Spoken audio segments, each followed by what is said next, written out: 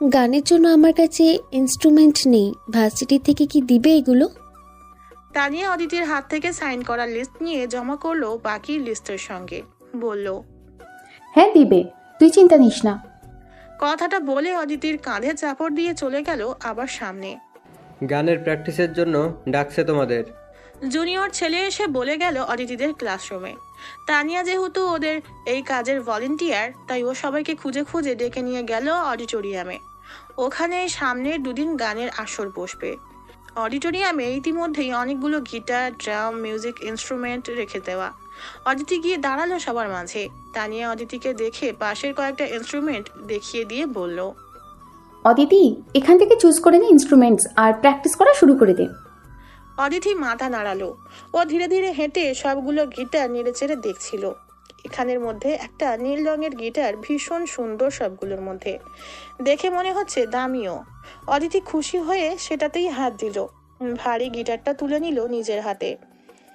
ওড়না ভালো করে সামলে একটা চেয়ারে বসে গিটারের স্ট্রিংয়ে হাত নাড়িয়ে টুংটাং শব্দ করতেই হঠাৎ অডিটোরিয়ামে ঢুকলো অদিতির বুকের কাঁপুনি উঠিয়ে দেওয়া সেই ধ্রুব ইয়ামিন। সেই একই হাঁটার নিজস্ব ভঙ্গি, গলায় ঝুলানো স্টার শেপের লকেট, মাথার চুল এলোমেলো, আজও গায়ে মলিন টি শার্ট। ধ্রুব অডিটোরিয়ামে আসার সঙ্গে সঙ্গে হল জুড়ে একটা শোরগোল ছিল। সেটা মুহূর্তেই বন্ধ হয়ে গেল। সবাই তাড়াহুড়োভাবে ব্যস্ত হয়ে যায় যার যার ইনস্ট্রুমেন্ট ঠিক করতে।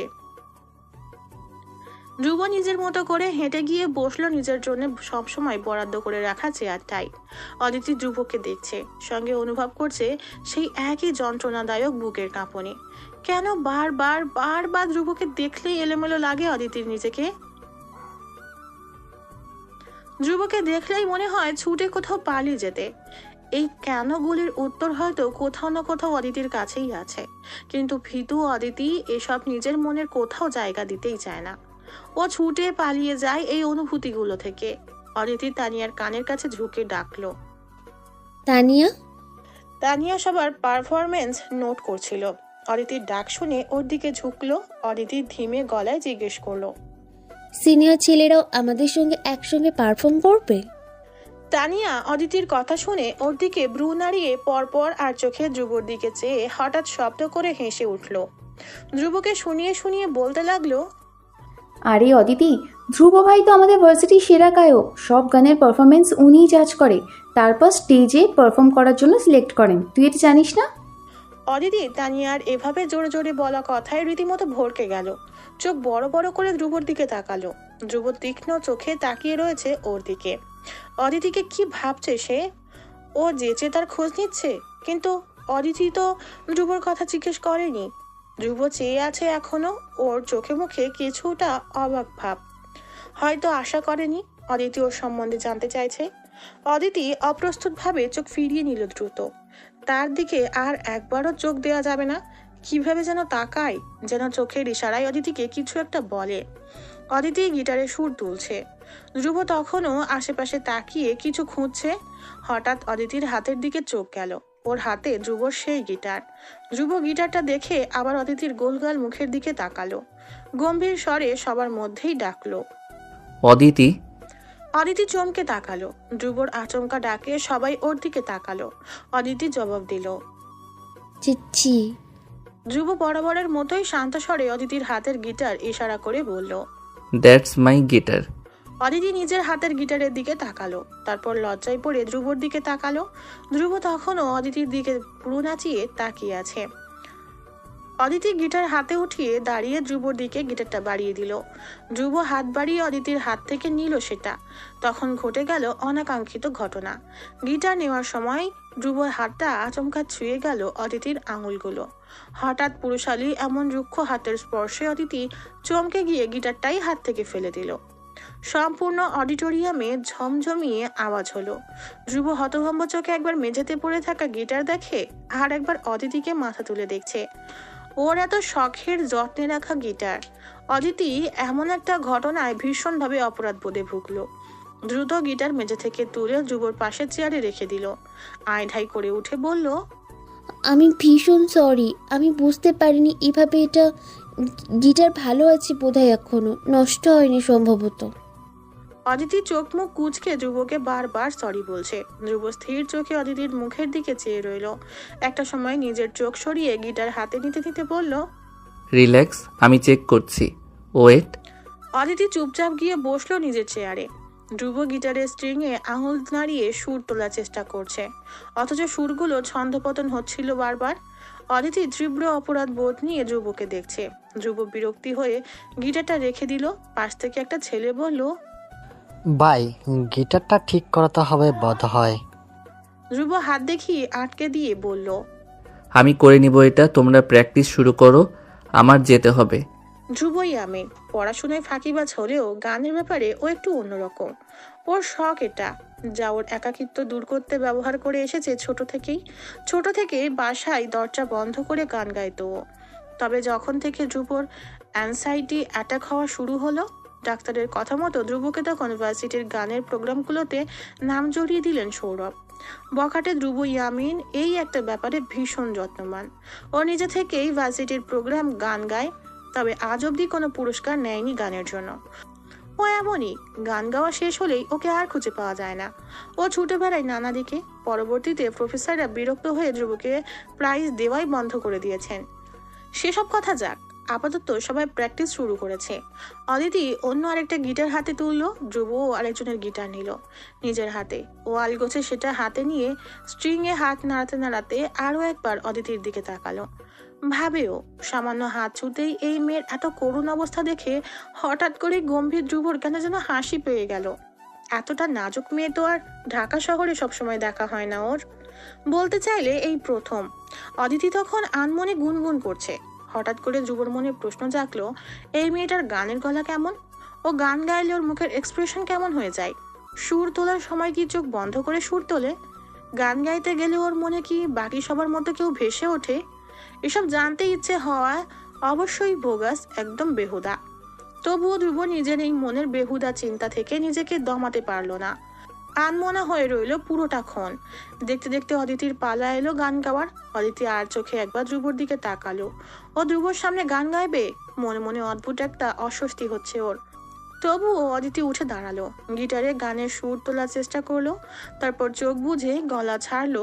ধ্রুব পিপাসু দৃষ্টিতে স্থির চেয়ে রইল অদিতির দিকে, ওর বুঝে থাকা চোখ দুটোর দিকে, ওর চিকন ঠোঁটের দিকে। গ্রামের ওই সাধারণ মেয়ের এই ছোট ছোট অসাধারণ বৈশিষ্ট্যগুলো বখাটে ধ্রুব ইয়ামিনকে ক্রমশ জড়িয়ে নিচ্ছে নিজের নেশায়। গান শেষ হলে সবাই করতালি দিল। অদিতি সবার দিকে চেয়ে মুচকি হাসলো।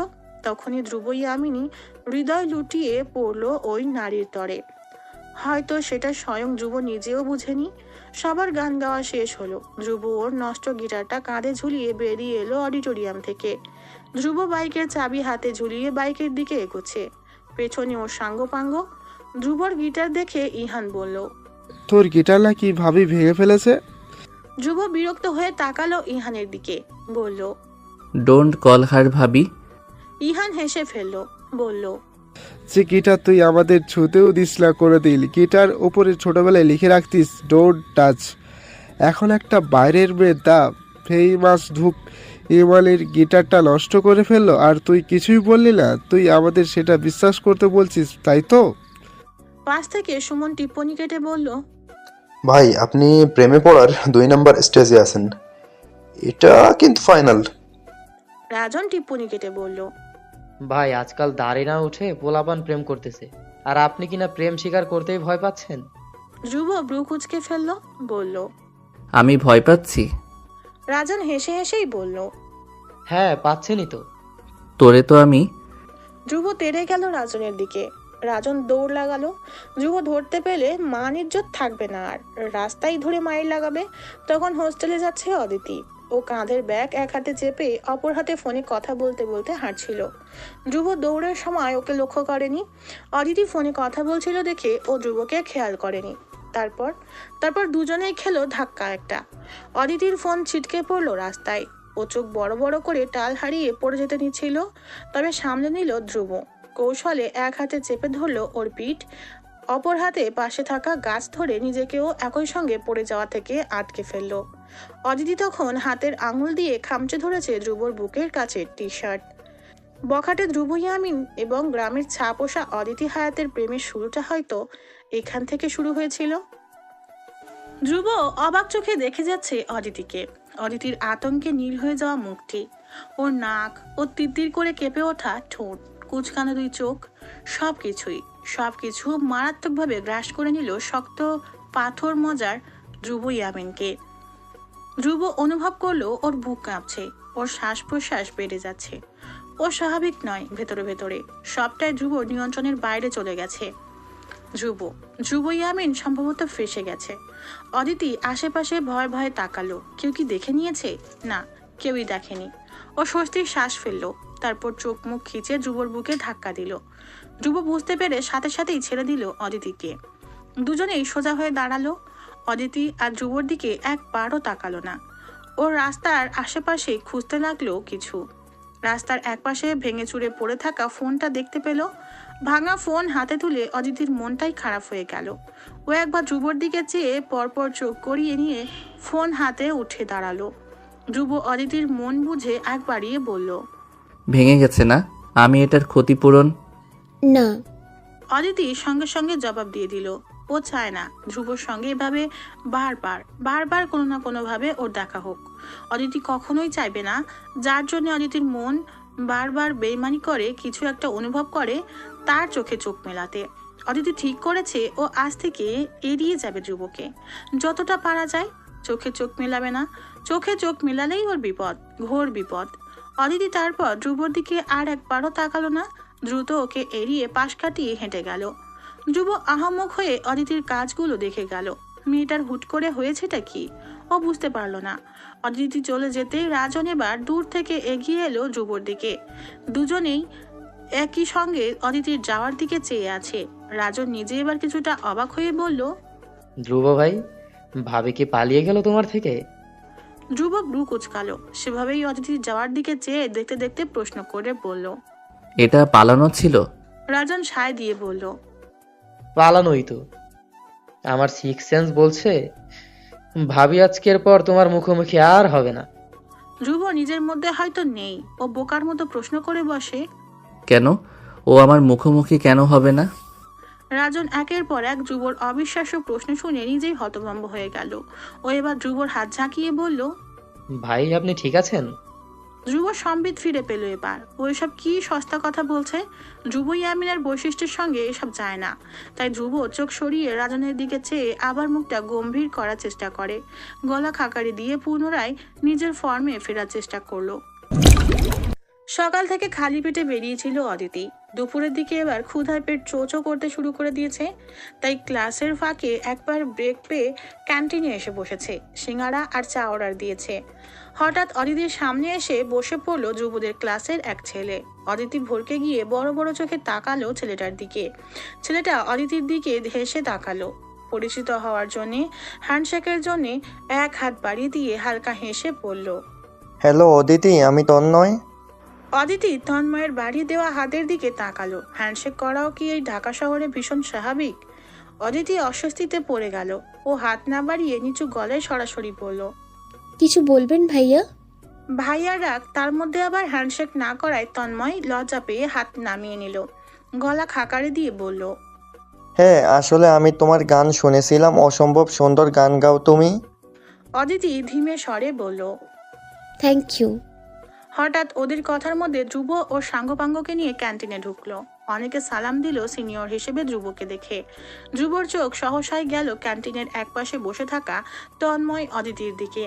ধ্রুবর ব্রু কুচকে গেল সঙ্গে সঙ্গেই। ওর কানের কাছে সুমন এসে বিড়বিড় করলো, ভাই তন্ময় আবার আপনার জিনিসে নজর দিচ্ছে। দেখেন ভাবিকে যেভাবে দেখছে মনে হয় খেয়ে ফেলবে। ধ্রুবর বিরক্ত হয়ে সুমনের দিকে তাকালো। চোখ দিয়ে শাসাতেই সুমন ঠোঁটে আঙুল চেপে চুপ হয়ে গেল। ধ্রুব নিজের মতো করে গিয়ে একটা চেয়ারে বসলো। ও পাশে বসলো 3 ইডিয়টস এর দল। হঠাৎ অদিতির চোখ গেল ওর সামনে। ও চমকে উঠেছে। ধ্রুব স্বয়ংবর সামনে বসা। অদিতির দিকে তীক্ষ্ণ চোখে চেয়ে ক্যানের কোকাকোলা গিলছে। যেভাবে অদিতি তন্ময়কে দেখছে যেন এক্ষুনি থাবা বসিয়ে দুজনকেই দিনে তারা দেখিয়ে দিবে। অদিতি চেয়েছিল, চোখে চোখ পড়তেই হুট করে ওর হৃদস্পন্দন বেড়ে গেল। ও অদিতি চমকে উঠে বুকের বাঁ পাশে এক হাত রাখলো। মনে পড়ে গেল ও তো ভেবেছেই ধ্রুবকে এখন থেকে ইগনোর করবে, ধ্রুবর চোখে আর কখনোই তাকাবে না। ওই চোখে তাকালেই বিপদ। যখনই অদিতি তাকায় ধ্রুব ইয়ামিন তখনই যেন নির্লজ্জের মতো চেয়ে থাকে অদিতির দিকে। অদিতির বুক মারাত্মক কাঁপে তখন। তন্ময় ধ্রুবকে দেখে যেন আরো আশকারা পেল। ও বারবার অদিতিকে এটা ওটা জিজ্ঞেস করছে, অথচ অদিতি পুরো দমে ইগনোর করতে চাইলো তন্ময়কে। সিঙ্গারা এলেই ও এখান থেকে পালিয়ে যাবে। এমনিতেই ওর বুক কাঁপে, তার মধ্যে আবার ধ্রুব এক অদ্ভুত ভাবে তাকিয়ে আছে ওদের দুজনের দিকে। অদিতির ভয় আতঙ্ক এবার যেন মাত্রা ছাড়াবে। তন্ময় অদিতির থেকে কোনো সাড়া না পেয়ে বাঁকা চোখে ধ্রুবর দিকে তাকালো। ধ্রুব চোখের ইশারায় তন্ময়কে যেন ভস্ম করে দিতে চাইলো। তন্ময় ওর এমন চাহনি দেখে হাসলো।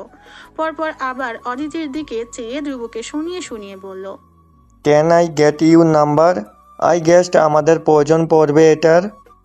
অদিতি চমকে তাকালো তন্ময়ের দিকে। সরাসরি নম্বর চেয়ে বসেছে। অদিতির সিঙ্গারা ততক্ষণে চলে এসেছে। ও সিঙ্গারার প্যাকেটটা এক হাতে চেপে অপর হাতে ব্যাগ তুলে নিল কাঁধে। তারপর উঠে দাঁড়িয়ে তন্ময়ের দিকে চেয়ে তাড়াহুড়ো করে বলে উঠল, আমি আসি। বলে দ্রুত এক দৌড়ে ক্যান্টিন থেকে বেরিয়ে গেল ও। তন্ময় আহম্মক হয়ে অদিতির যাওয়ার দিকে চেয়ে রইল। ধ্রুব তীক্ষ্ণ চোখে অদিতির যাওয়ার দিকে চেয়ে আছে। ওর হাতের ক্যানের অবস্থা ততক্ষণে মারাত্মক খারাপ। সমস্ত রাগ জেদ এটার উপরেই ঝাড়ার কারণে ক্যান দুমড়ে মুচড়ে গেছে রীতিমতো। ধ্রুব ওটা ফেলে চেয়ার থেকে উঠে এগিয়ে গেল তন্ময়ের দিকে। তন্ময় ধ্রুবকে এগিয়ে আসতে দেখেছে, তবুও ওকে ইগনোর করার চেষ্টা করে আরাম করে গুনগুন করে গান গাইতে গাইতে কানে হেডফোন লাগালো। ধ্রুব ওর সামনে গিয়ে অদিতির চেয়ারটায় বসলো। তারপর বিশ্রী একটা হাসি দিয়ে হ্যান্ডশেকের জন্য হাত বাড়িয়ে দিয়ে বলল, হ্যালো তন্ময়, আমি ধ্রুব ইয়ামিন। তন্ময় কান থেকে হেডফোন খুলে অমায়িকভাবে হাসার চেষ্টা করে চেয়ার থেকে উঠে হাত বাড়িয়ে হ্যান্ডশেক করলো ধ্রুবর সাথে। Very nice to meet you Dhruv. Dhruv ভ্রু কুচকে তাকালো। দুজনেই চেয়ারে বসলো মুখোমুখি। তন্ময় আশেপাশে ধ্রুব 3 ইডিয়টসকে দেখে সবাই ওর দিকে রাগান্বিত দৃষ্টিতে তাকিয়ে আছে, যেন এক্ষুনি ওরা তিনজন তন্ময়কে কামড়ে কুমড়ে খেয়ে ফেলবে, খেয়ে ঢেকুর অব্দি তুলবে না। তন্ময় ওদের দিকে চেয়ে আবার হেসে চোখ সরিয়ে ধ্রুবকে দেখলো। ধ্রুব স্বাভাবিক গলায় বলল, দিনকাল কেমন যাচ্ছে? তন্ময় উত্তর দিল, ভালো, পড়াশোনার চাপ বেশি অবশ্য। সুমন পাশ থেকে কড়া গলায় অথচ গা জ্বালানো হেসে বলল, টপারদের তো পড়ার চাপই থাকে, আমাগো লাইফ বিন্দাস, নো চাপ। তন্ময় সুমনের দিকে চেয়ে হাসার চেষ্টা করলো, কিন্তু ওর আগুন চোখ দেখে নিমেষেই হাসিটুকু গিলে নিয়ে সরাসরি ধ্রুবর দিকে চেয়ে বলল, দ্য ফেমাস ধ্রুব ইয়ামিনের সঙ্গে টপারদের কোনো সখ্যতা নেই বলেই আমি জানি। আমার কাছে কেন আসা হলো শুনি? ধ্রুবর বলা লাগলো না কিছুই। পাশ থেকে ইহান টেবিলে হাত রেখে তন্ময়ের দিকে ঝুঁকলো। তন্ময় মাথাটা একটু পিছিয়ে নিল। তখন ইহান কড়া গলায় জানিয়ে দিল, চার মিয়া তুই লাইন মারতেছস, আর ওই মেয়ে আমাদের ধ্রুবর না হওয়া গার্লফ্রেন্ড, তাই চোখটা নামি আজ থেকে ওই মেয়ে তোমার ভাবি। কি ডাকবা? ভাবি। ইহান টেনে টেনে স্পষ্ট গলায় ভাবি শব্দটা কানে গেঁথে দিল তন্ময়ের। তন্ময় হাসলো ওর কথায়, যেন ইহানের কণ্ঠে কৌতুক ছিল। ও হেসে হেসেই বলল, ভাবি গার্লফ্রেন্ড আর Aditi, don't be like a Joker.